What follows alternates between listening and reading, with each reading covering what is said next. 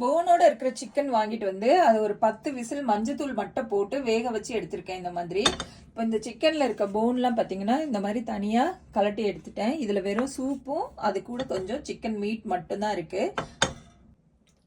இஞ்சி கொஞ்சம் தோல் எடுத்துட்டு கட் பண்ணி வச்சிருக்கேன். அது கூடவே கொஞ்சம் கேரட் வெட்டி வச்சிருக்கேன். அப்புறம் பீன்ஸ் இருக்கு, மஞ்சள் பூசணிக்காய் இருக்கு. இது கூட உங்களுக்கு என்னென்ன காய் வேணுமோ அது எல்லாமே நீங்க சேர்த்துக்கலாம். இப்போ இந்த காய் எல்லாத்தையுமே இந்த குக்கர்ல போட்டு மறுபடியும் ஒரு 2 விசில் இது எல்லாத்தையும் நல்லா வேக வைக்க போறேன். தேவையான அளவு உப்பு மட்டும் சேர்த்துக்கலாம். ஸ்டவ் ஆன் பண்ணிட்டு மறுபடியும் ஒரு 2 விசில் இதை நல்லா மூடி போட்டு வேக வச்சிடலாம். 2 விசில் வரட்டும்.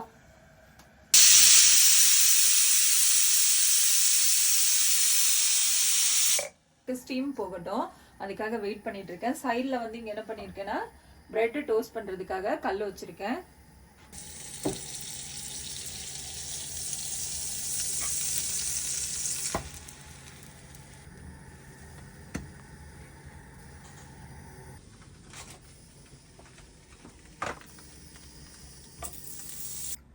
இப்போ பாருங்க ஸ்டீம் நல்லா வெளியே போயிடுச்சு. குக்கர் ஓப்பன் பண்ணிடலாம்.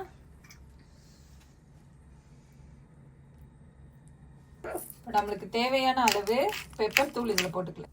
வாசனைக்காக கொஞ்சம் சோம்பு தூளும் இதுல போடுறேன்.